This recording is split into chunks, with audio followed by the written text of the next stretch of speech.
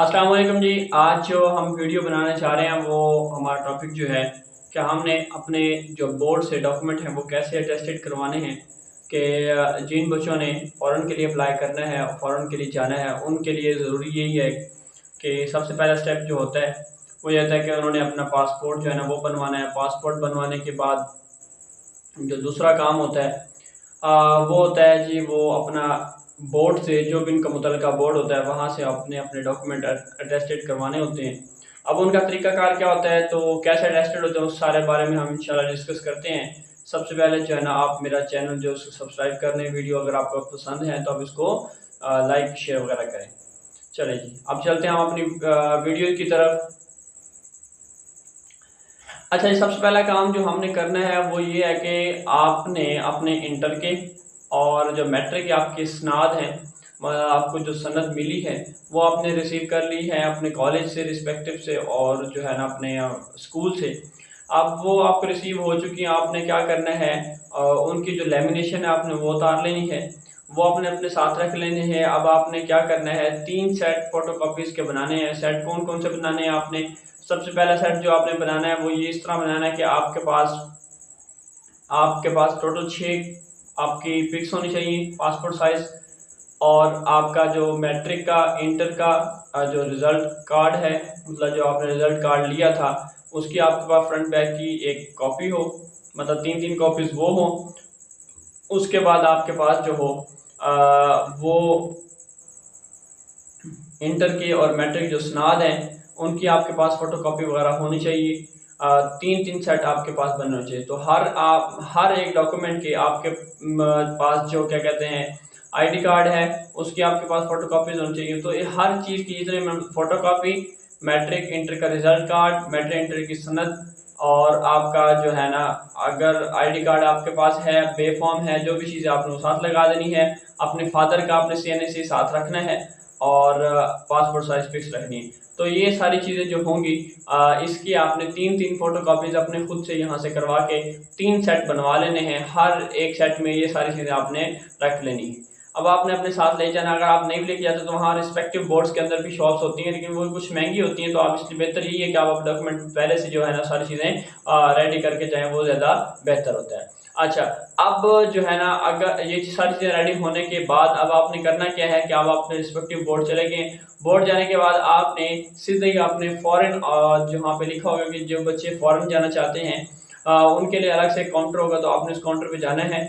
जाके आपने क्या करना है, सारी मालूमात जो है ना, अगर आप लेना चाहें तो बाहर ले सकते हैं, नहीं तो आप फिर क्या करें, आपने एक चालान जो है ना वो आपको वहाँ पे जनरेट हो जाएगा कि आपने अपने इंटर के बोर्ड की, जब आप अपने मुतलका, जैसे कि मेरा मुल्तान बोर्ड है तो मेरे मुल्तान बोर्ड की वेबसाइट पे जाना है, तो मैंने वहाँ से करना है कि मैंने अपने 2 डॉक्यूमेंट जो है ना वो अटेस्टेड करवाना है। तो आपने क्या करना है, उनका चालान वहाँ से उस वेबसाइट से, इंशाल्लाह इसके ऊपर मैं वीडियो बनाऊँगा कैसे आपने इसको साथ में कोशिश करूँगा कि इसको साथ में ऐड कर दूँ, कैसे आपने चालान जनरेट करना है। चालान जनरेट करने के बाद आपने उसको पे कर देना है। वो आप अपने ऐप से, एप्लीकेशन से पे कर सकते हैं।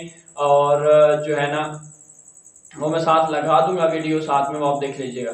तो पे करने के बाद आपने जो है ना अपनी फोटोकॉपी, जो सारी चीज़ें जो सेट आपने बनाए होंगे और अपनी जो पासपोर्ट साइज होंगे उसको आपने, जो भी डॉक्यूमेंट होगा उसको आप उसके सेंटर में रख के आप उसको लगा देंगे। जो भी पहला आपके पास डॉक्यूमेंट बनेगा उसके ऊपर लगाने के बाद आपने उसको सबमिट करवा देना है। जब आप उसको सबमिट करवा देंगे, ठीक से 2 से 3 घंटे आपको इंतज़ार करना पड़ेगा। जब आप इंतज़ार करेंगे तो आपको बुलाएंगे, कॉल करेंगे, आपको नाम बुलाएंगे, तो आप वहीं बैठ के इंतज़ार कर रहे होंगे, तो वो आपको आपके डॉक्यूमेंट वापस दे देंगे। और डॉक्यूमेंट वापस नहीं देंगे, वो आपको क्या करेंगे, एक लिफाफा दे देंगे, बंद लिफाफा, ठीक है, सील्ड लिफाफा दे देंगे। उसके अंदर आपके डॉक्यूमेंट जो भी चीज़ें उन्होंने रखी होंगी। अब आपने यहाँ पे गलती नहीं करनी कि आपने अपने लिफाफे को खुद से ओपन नहीं करना, कभी भी ये गलती आप नहीं करें। तो लिफाफे वगैरह को आपने ओपन नहीं करना, आपने कुछ भी नहीं करना। आपने जस्ट वहाँ से अपना लिफाफा जो भी उन्होंने आपको दिया है, आपने वहाँ से वो रिसीव कर लेना। रिसीव करने के बाद अब जो चालान था आपका वो बनेगा 8,000 रुपये का। दोनों जो है ना आपके पास जो कॉपीज हो, मतलब दोनों स्नात थी, मैट्रिक और इंटर, आप यही वेरीफाई करवाना चाहते थे, इनकी फीस है 8,000 रुपये। तो आपने पे करने के बाद अब आपने वो लिफाफा लेना। लिफाफा लेने के बाद आपने वहाँ से चले जाना। आपका वहाँ से बोर्ड से काम जो है ना वो खत्म हो गया। अब काम शुरू होता है आपका IBCC से, कि आपने IBCC ऑफिस से कैसे अटेस्टेड करवानी है। अच्छा, जो पहले था कि आप बगैर अपॉइंटमेंट के आप वहाँ चले जाते थे, वहाँ जाके आप खुद अटेस्टेड करवा लेते थे। लेकिन अब ये है कि आप आईपीसीसी से भी, जैसे एचईसी से आपने अपॉइंटमेंट लेनी है, वैसे ही आईपीसीसी से आपने अपॉइंटमेंट लेनी होती है। तो बेहतरीन सोल्यूशन यही है, जो करीब वाले हैं वो तो चले जा सकते हैं, लेकिन जो दूर वाले उनका सोल्यूशन यही है, सबसे बेस्ट सोल्यूशन जो मैंने खुद किया है वो यही सोल्यूशन है कि आप क्या करें, अपने डॉक्यूमेंट जो है ना, वो जो लिफाफा है और आपके जो मैट्रिक इंटर की सनाद हैं बगैर कवर के, वो आपने गलती से भी कवर साथ नहीं रखना, वो आपने साथ रख लेनी है। और अब आपने आ जाना है, एक दो चलान आपने और जनरेट करने, नेशनल बैंक के आपको चलान वो दे देंगे, या मैं आपको इसकी जो है ना लिंक के अंदर प्रोवाइड कर दूंगा वीडियो के अंदर, जो है आपने चलान कैसे जनरेट करने हैं। वो आपने दो चलान जो है ना 1200 के आपने जनरेट कर लेने हैं। जब वो चलान आप जनरेट कर लेंगे, चलान जनरेट करने के बाद आपने उसको नेशनल बैंक के अंदर जाके पे कर देना है। 2400 के आपने चलान पे करने हैं आईपीसीसी के लिए, वो आप चलान पे कर देंगे। चलान पे करने के बाद आप वापस आ जाएंगे। वापस आने के बाद आपने क्या करना है, ये जो डॉक्यूमेंट्स हैं इन सब की कॉपीज, एक एक कॉपी जो है ना आपके पास, जो भी आपने सनाद देनी है मैट्रिक और इंटर की, और उसकी आपने एक एक कॉपी करवानी है, एक एक कॉपी। और उसको बगैर किसी भी चीज़ के आपने एक लिफाफे के अंदर टीसीएस ऑफिस जाना है, उनको उस पते पे जाके आपने उसको अरसाल कर देना है। जब आप पते पर अरसाल कर देंगे, टीसीएस वाला आपसे 400-500 जो भी उसके अकॉर्डिंग बनेगा वो आपसे ले लेगा।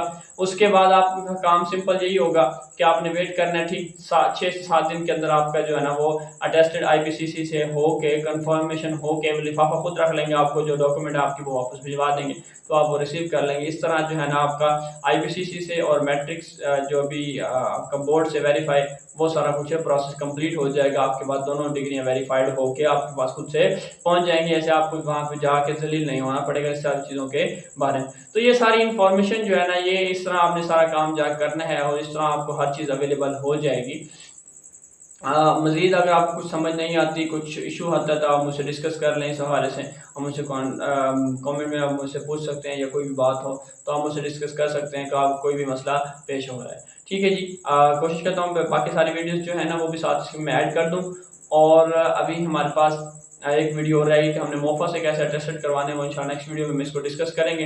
फिलहाल तक के लिए इतना ही। बाकी जो मेरी सीरीज़ है एचईसी की, आपने कैसे वेरीफाई करना, वो भी मैं प्ले लिस्ट के अंदर रखा हो, तो इसको भी मैं प्ले लिस्ट के अंदर रख दूंगा जाके। ठीक है जी, अल्लाह हाफ़िज़।